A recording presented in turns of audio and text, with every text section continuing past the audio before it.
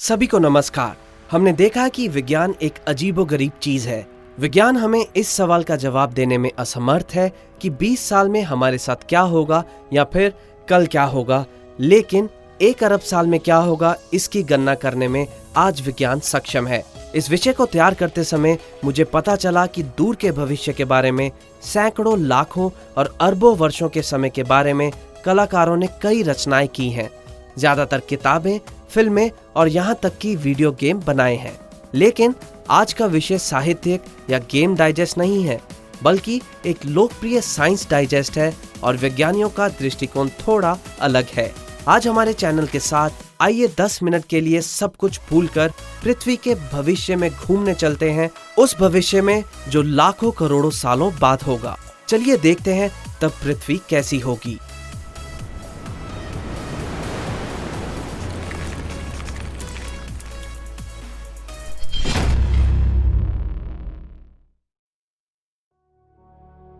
जब सूर्य red giant में परिवर्तित होगा, जब हम 50 करोड़ या 1 अरब वर्षों के बाद पृथ्वी पर होंगे, तो पहली बात ये ध्यान देने योग्य होगी कि पृथ्वी आज के मुकाबले बहुत अधिक गर्म हो गई होगी।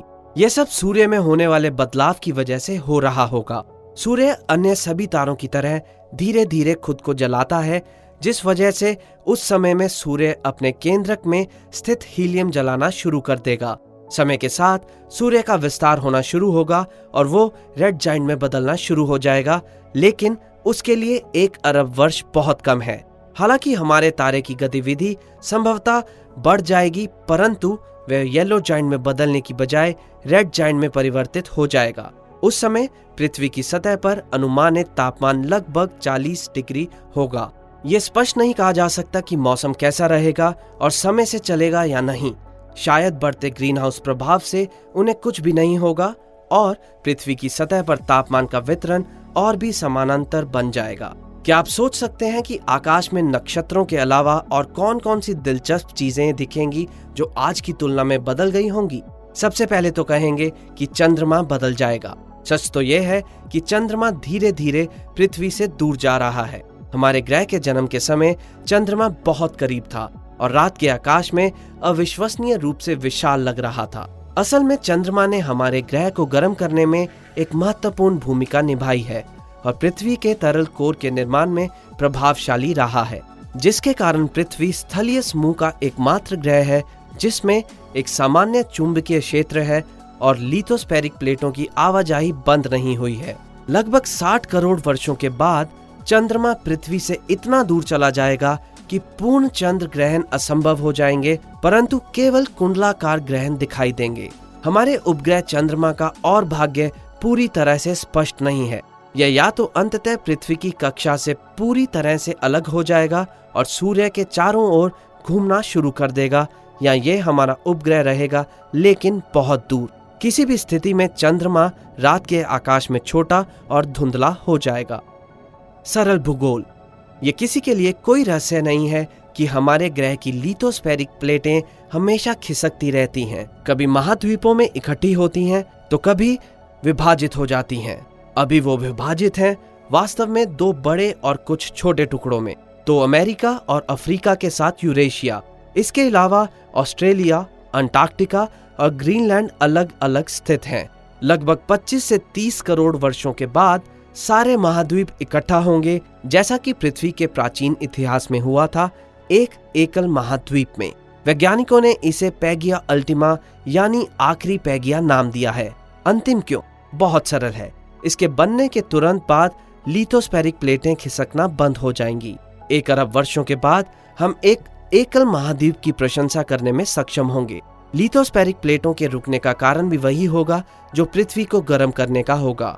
आज के समय में पृथ्वी के अंदर मेंटल और क्रस्ट के बीच पदार्थों के आदान प्रदान का तथाकथित कार्बोनेट सिलिकेट चक्र चलता रहता है। सौर विकिरण में वृद्धि होने के कारण महासागर सूखने लगेंगे। नतीजतन मौसम काफी खुश्क हो जाएगा, चट्टानें कठोर हो जाएंगी और महासागर सिकुड़ जाएंगे। इसी वजह से लगभग 60 करोड़ वर्षों के बाद भूकंपीय गतिविधियां भी रुक जाएंगी। परिणाम स्वरूप हमारे युग के 1 अरब वर्षों के बाद की पृथ्वी पर हमें एक विशाल महाद्वीप दिखाई देगा और संभवतः महासागर जो आकार में काफी कम होगा, लेकिन अभी भी पृथ्वी की सतह का लगभग 50 से 60% होगा। महासागर के घटने का दुख तो जरूर होगा, लेकिन भूकंप की अनुपस्थिति जीवन के लिए अच्छी होगी या नहीं। मृत पृथ्वी। और अब हम सबसे महत्वपूर्ण विषय के बारे में बात करते हैं। पैगिया अल्टीमा में कौन से जीव जंतु मिलेंगे? शायद एवोल्यूशन हमें आश्चर्यचकित करने से नहीं चूकेगी। पृथ्वी के जीवमंडल इतिहास की अद्भुत विविधता उस समय के कई जीव विज्ञानियों को विशेष पुस्तकों के अनेकों खंड लिखने के लिए प्रेरित कर सकती है। और क्या उस समय के जंगल आंखों और आत्मा को प्रसन्न करते होंगे? नहीं, दुर्भाग्य से नहीं। 1 अरब साल बाद हमें जीवन के किसी भी लक्षण से रहित एक बिल्कुल बेजान रेगिस्तान दिखेगा। लिथोस्फेरिक प्लेटों के खिसकने का रुकना अपने आप में पहली चेतावनी होगी, क्योंकि तब मेंटल कठोर हो जाएगा और लिथोस्फेरिक प्लेटों के जोड़ भर जाएंगे। तब ज्वालामुखी फटने कम होते जाएंगे।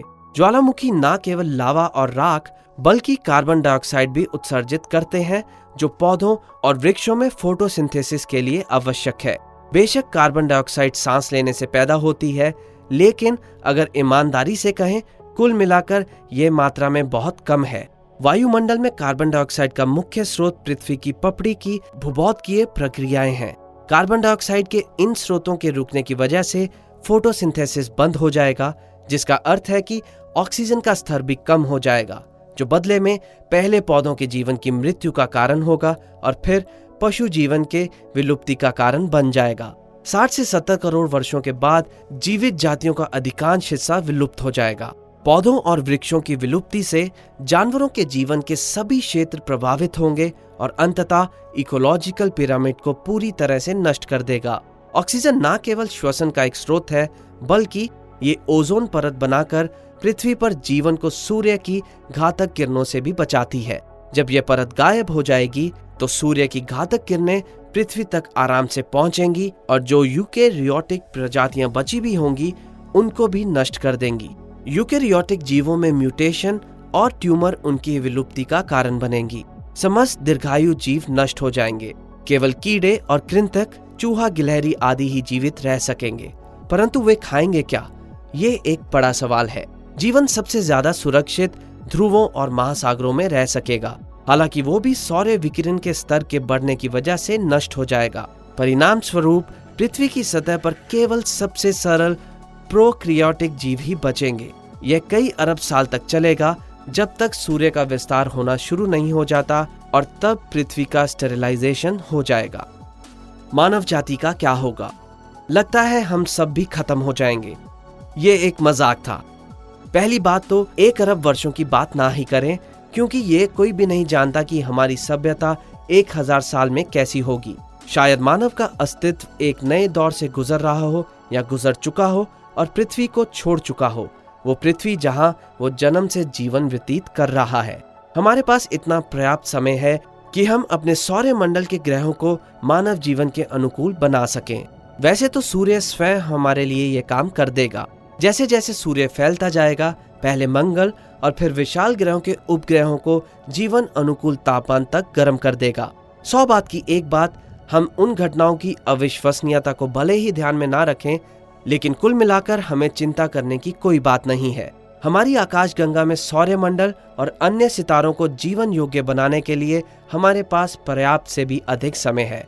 मानव जाति एक बार पैदा होने के बाद आसानी से हार नहीं मानेगी। और हाँ, हालांकि ये दुखद है, लेकिन इन सभी घटनाओं से आज हमें चिंतित होने की आवश्यकता नहीं है, खास तौर पर हमारी आने वाली हजारों पीढ़ियों तक।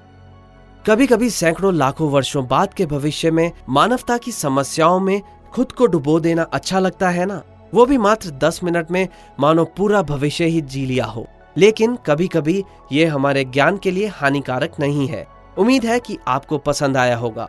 यदि हाँ, तो इसे लाइक करके हमारा प्रोत्साहन करें।